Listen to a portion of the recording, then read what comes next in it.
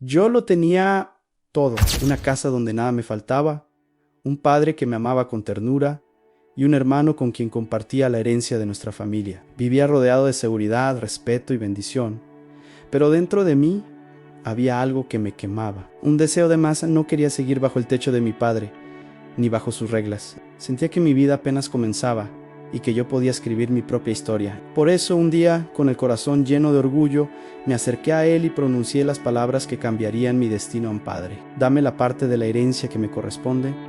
Sabía lo que pedía. En nuestra cultura, pedir la herencia en vida era como desear la muerte del padre. Era decirle, quiero lo tuyo, pero no te quiero a ti.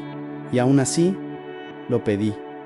Lo sorprendente fue su respuesta. No hubo reproches, no hubo gritos, no hubo un ¿cómo te atreves? Con una mirada que no olvidaré, mi padre aceptó y repartió los bienes. Me dio lo que pedía, aunque en su silencio sentí una tristeza que no quise reconocer. Con la bolsa de monedas en mis manos, mi creí libre. Caminaba con la frente en alto, convencido de que a partir de ese momento, nada ni nadie decidiría por mí.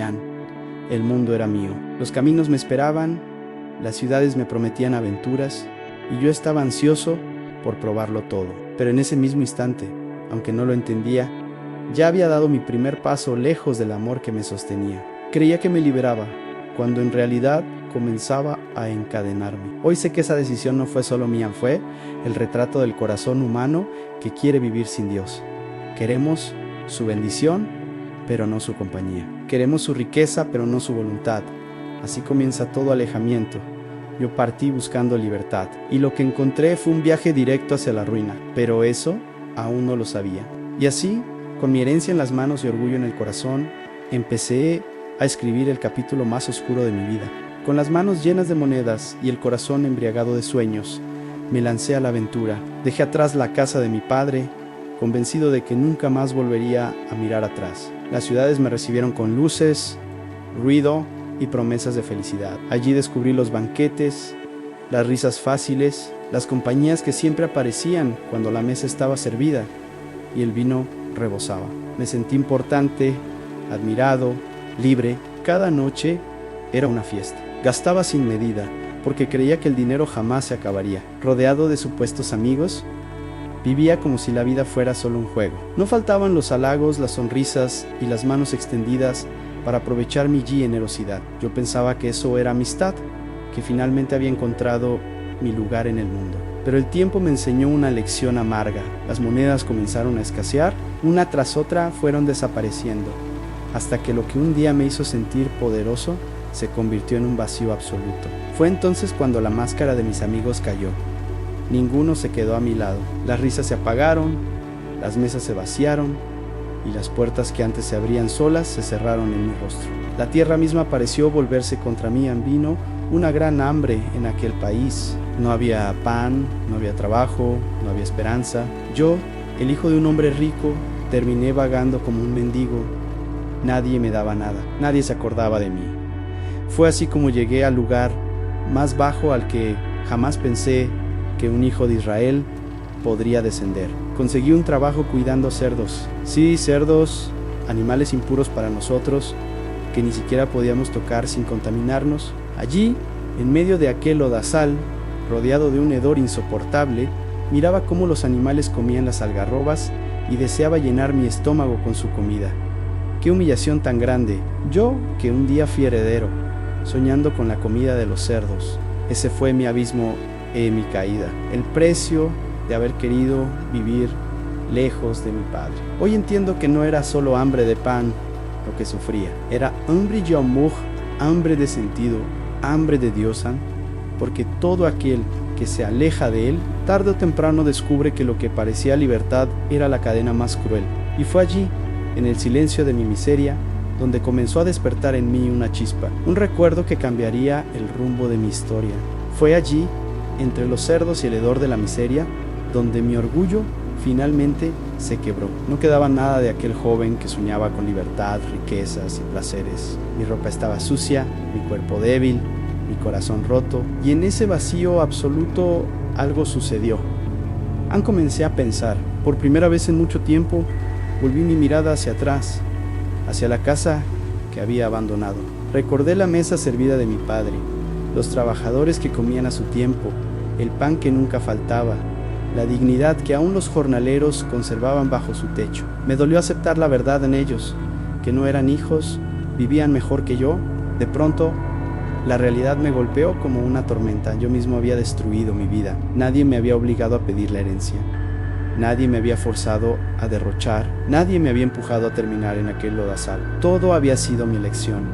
Y lo peor, mi orgullo me había cegado. Con lágrimas contenidas, empecé a construir en mi mente las palabras que le diría a mi padre. He pecado contra el cielo y contra ti. Ya no soy digno de ser llamado tu hijo. Trátame como a uno de tus jornaleros. No era un discurso para impresionar, era la confesión de alguien que había tocado fondo y no tenía nada más que ofrecer. En ese momento, algo cambió dentro de mí. Lo que antes era arrogancia, se transformó en humildad. Lo que antes era desprecio por mi padre, se convirtió en deseo de volver a verlo. Aunque fuera desde la distancia, aunque nunca más pudiera llamarle papá, decidí regresar. No porque lo mereciera, sino porque no tenía a dónde más ir. La esperanza de un pedazo de pan, de un rincón en el campo, era suficiente para mí, pero en lo profundo había un anhelo más grande, aunque yo mismo no me atrevía a admitirlo.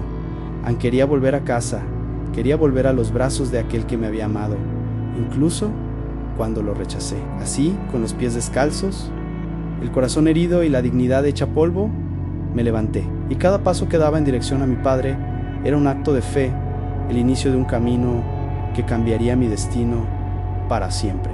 Recuerdo bien el día en que emprendí el camino de regreso. Mis pies estaban cansados, mis fuerzas casi agotadas, y mi mente no dejaba de repetir una y otra vez el discurso que había preparado. He pecado contra el cielo y contra ti. Ya no soy digno de ser llamado tu hijo. Trátame como a uno de tus jornaleros. Cada paso era más pesado que el anterior. La vergüenza me acompañaba como una sombra, y el miedo se mezclaba con cada pensamiento. ¿Me rechazará? ¿Me cerrará las puertas? ¿Me mirará con desprecio? Pero aún así, avancé, porque no tenía otro lugar al cual ir. Lo que jamás imaginé fue lo que sucedió después. Mientras todavía estaba lejos, vi una figura corriendo hacia mí. No entendía qué pasaba. Los hombres de nuestra tierra no corren, menos aún los ancianos, pero allí estaba mi padre, levantando su túnica, olvidando su dignidad humana, corriendo con todas sus fuerzas hacia este hijo perdido. Y antes de que pudiera decir una sola palabra, sus brazos me rodearon. El olor de mi miseria no lo detuvo, mi suciedad no lo alejó, mi vergüenza no lo hizo retroceder. Me abrazó como si nunca me hubiera dejado ir, como si todos los años de rebeldía se borraran en un instante. Intenté hablar, intenté recitar mi confesión a un padre.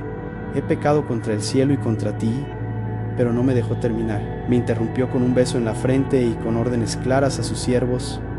Traigan la mejor túnica y vístanlo, pónganle un anillo en la mano y sandalias en los pies. Cada uno de esos gestos era más de lo que podía soportar mi corazón. La túnica cubría mi vergüenza, el anillo devolvía mi dignidad, las sandalias me recordaban que ya no era esclavo, no era un jornalero, no era un extraño, seguía siendo su hijo. Lloré como nunca antes había llorado. Aquel abrazo, aquel beso, aquel banquete que se preparaba en mi honor. Todo era un lenguaje que mi alma entendía con claridad.